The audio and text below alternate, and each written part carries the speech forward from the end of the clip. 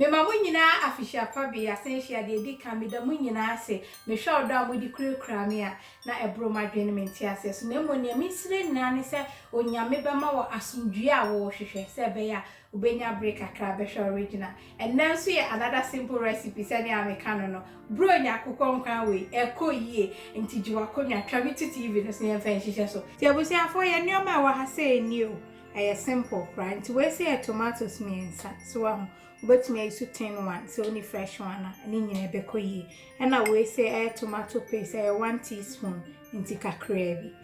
and na we meko mienu inti meko no ne ope bia no afa na carrot ketwa baako emfa kese bebre and na de me wa ha say eje ne mienu so ahụ na we kwakweshito inti so ni kwakweshito na fa meko green we bi ekoka we hu ebekoyi and na makakadu nso ni and I'm all garlic no and akakado no way be 40 grams so I'm wa peso we and away fresh thyme and away basil and away say rosemary na we dey akukọ mesan nti nkwan bronya nkwan we dey ekoyi ba oni fresh one for dry one here na mo amato me jollof spice blend ni dey we dey wu hia we kura so ni fresh one say no be 1 teaspoon na fa kan nkwan no ebekoyi sa I wish I for internet ye or him and any be ye dumini.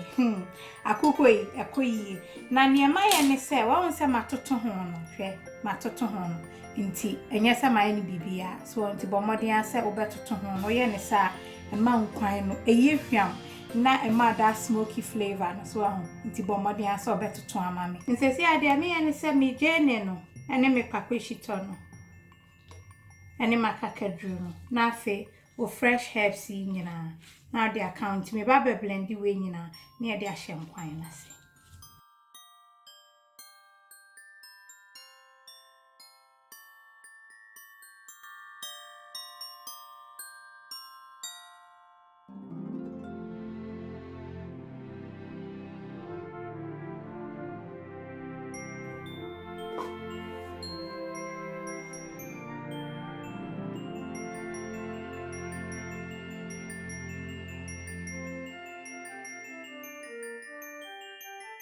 Ti abusi afọ de say me chicken am de asisun me so jano na afi wahwie o mehya no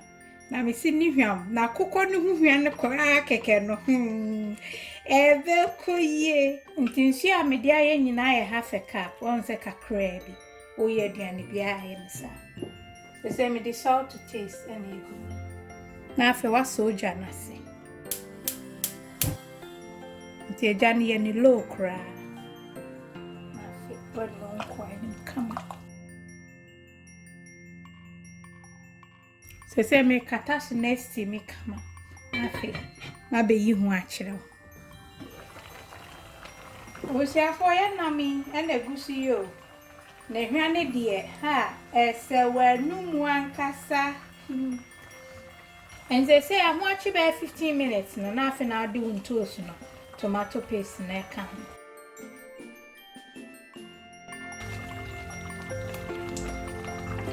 nti no amani so steam for about 5 minutes and san adu nsuo na ka se yen toast ni mu ache wa ho nti afi na mde nsuo e ka ho na wa hye ni nsuo na afi odu toast na ka ho no carrots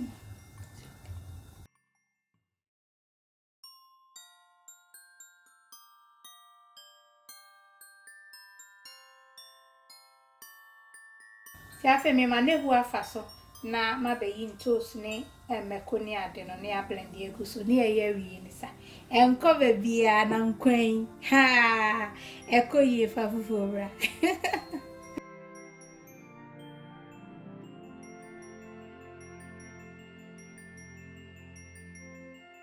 Tiabusi afọ yi me nioma ne nyina na afi ma blend ne ade eku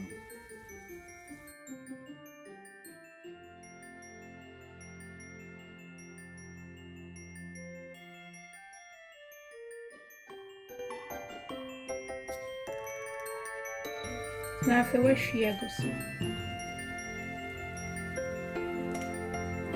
ma sanfo me blender nim kakra bi na de ti thickness ne de sane wo pani bia no ayensa ne wo ahye me si ehwa no Says me who send a mechanic to turn on no kakra ne fe e koye pa. Tia fe de me jensi so na. E ya be no na fe de basil ni bi aka ho na ye hwem.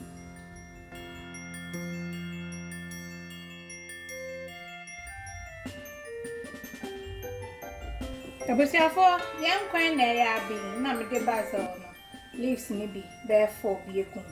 Na me se nkwan na ye te. Wa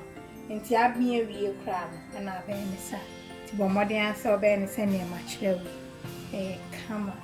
Ti ne lightness ne so eni enye too thick. Ti send your open thickness no.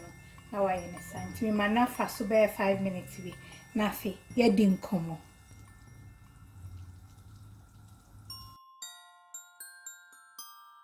Abusiafo nti se dia nkwan ya ben. Ye kama. Ti bomode ansa obe try bi ama me so ti no dia konya ne ni eni nkomo. Abusiafo nkwan no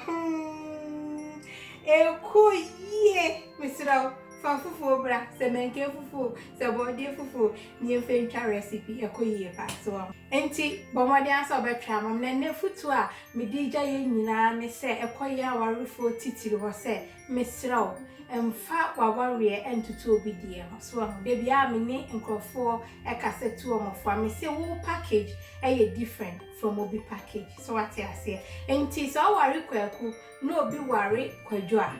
kwadwo ntumi me kwaku na kwaku entumi emeye kwadwo so wa ho ade a me pese edi hye ye nyina ye hu nkwa na edi tu ye ho fo me se dwen ade a wukun ye ma eboa wo the positive side no na encourage no one no na wo ye ne sa negativity na ewo aware ni no wonfa energy bebre nko ho e ma aware no so asumdue bem enya se bia okuntumi nye bibia na de bia obeka sa nie otumi ye kakra de boa no eno na kamfo no wo ho na mfa ne ntutu obi a ho na ye ne sa asumdue ebeba ofie nyame ya adom so a de bedi sa nkomo ya kwa chi ntimi de nyame ja na se na ne da edi kan we to channel ya wo modi asa be subscribe ya so akona mo a mo hwe channel ya mo subscribe ma mo nye me sa subscribe na bo oni aketwa wo ba wa downfall. Umami, not near me, no, I love you, God bless. Mwah.